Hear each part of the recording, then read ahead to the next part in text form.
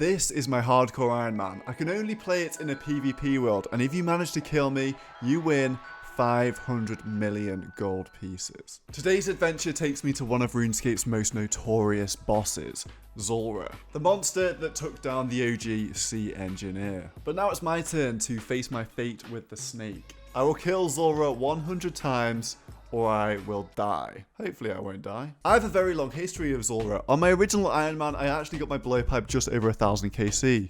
But I died at the same time, so I couldn't pick it up. It then took me to over 3000 KC to get my second blowpipe.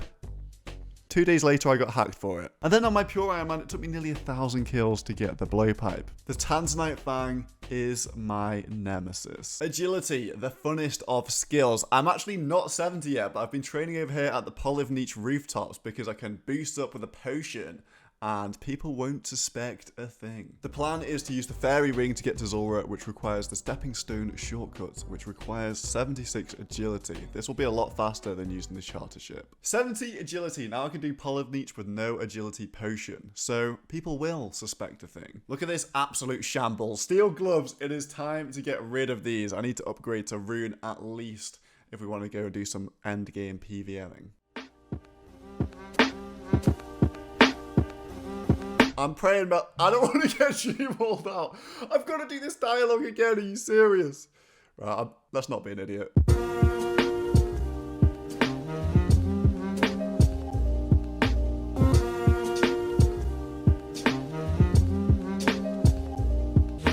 I've come to the end of my journey of culinary exploration here. Only stopping at rune gloves, even though I'm pretty close to barrows in terms of quest points. But I don't want to do Dragon Slayer as I don't want Dragon Slayer tasks yet. Increased access to the Culinromancer chest gives me rune gloves, but maybe even more importantly, a bunch of food that I can use to make pizzas for Zulrah. That is going to be my go-to food, pineapple pizzas.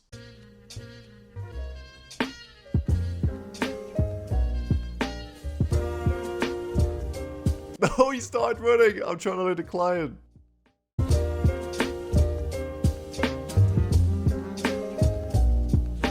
Just call me Papa John, because I've got enough stuff to open up a franchise. A pizza is right here. Gonna be making pineapple pizzas, 22 heals, lovely stuff. I've actually got a lot of XP here, 70 cooking from my activities here in the Fastidious kitchen. Now I've unlocked the ability to make tuna potatoes. It's quite a long process, but they do heal 22 hit points per bite, making them my best single eat food. Cooked up all my food for Zulrah. Pizzas, potatoes, Guthix rest, and prayer potions are all the consumable supplies that I'm going to be needing to do this 100 Zulrah kills. Back to free running, level 73 agility. Now I can +3 boost with an agility potion, and I can use the fairy ring to access Zulrah, saving tons of time. This is roughly my setup for Zulrah. I've got the Iron's Blast with the switch into the range, the rune crossbow with the broad bolts. Not the best gear, but I figure if I had the right strategy, I can definitely make it work. So apparently you need 76 agility to jump on a single stepping stone. It must be absolutely covered in grease. It is time. 100 or death.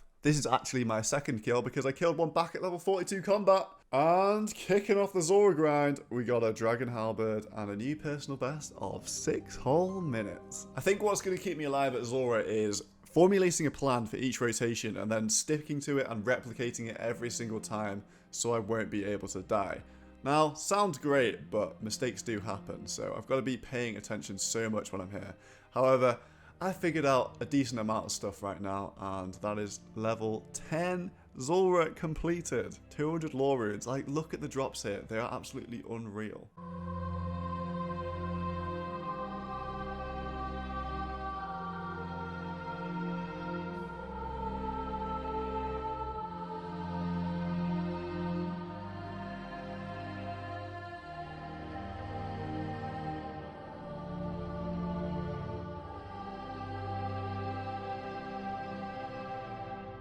"39 hit points, I'm not staying there. It can hit 41, so pretty decent telly. Need to be disciplined. Hey, new PB and Zulrah teleports. I'm actually going to save them all up for a later date once Zulrah gets camped.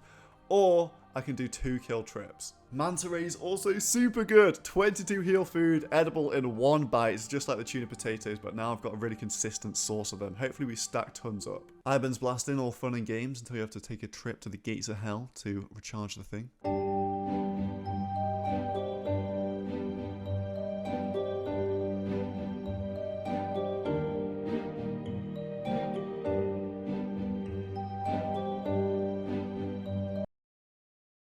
No way. Oh my god, I got a Tanzanite Fang already on 36kc. That's insane. I actually feel like that's justified for my luck in the past, but that's crazy RNG from this account.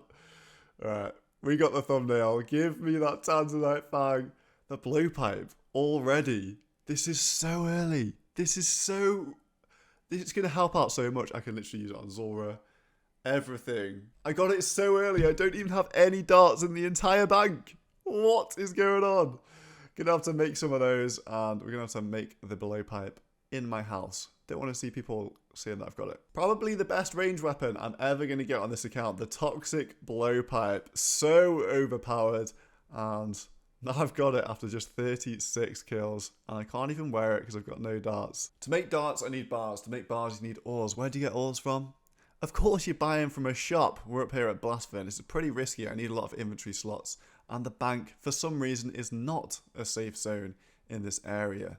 So I have to do this very quickly. I'm superheating all the mithril ores because you must be mad if you think I'm going to run back and forwards to a furnace for 5 bars. Dart tips done.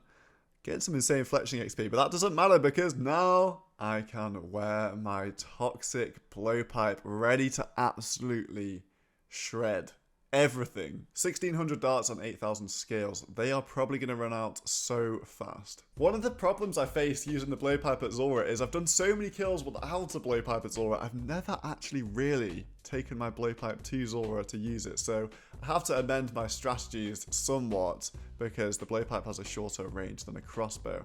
However, it's a good problem to have, isn't it? We get a PB. Blowpipe is carrying me. 49 kill counts. Now, this is very important because when I get one more kill at 50, I appear on the high scores when I log out. So I'm going to wait for a long period of time where I can do a bunch of kills in one day without logging out. And then we're going to log out and appear on the high scores of like 80. Of course, killing the snake, you get some snake skin for snake skin boots, which are my best range boots for now. What is that? Oh my days, the luck is coming in today. Brimstone key and a hard glue scroll in the same Bloodveld key. That is pretty unlikely. Black D-hide chaps only needed from this.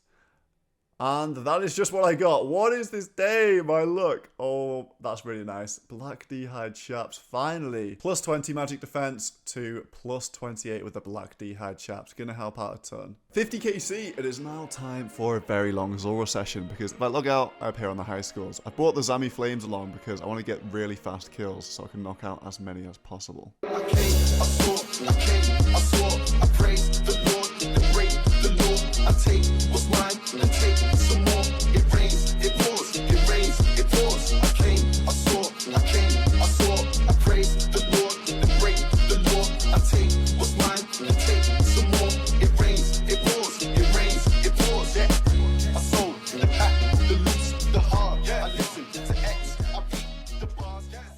100 Zulrah KC and I am still alive to tell the tale. After finishing the Zulrah goal, I started to use all the skilling supplies on my account and that's pushed me over 1500 total level on the PvP Hardcore Iron Man. 100 Zulrah, the toxic blowpipe and 1500 total. I think I've done well this video. I came, I saw, I came.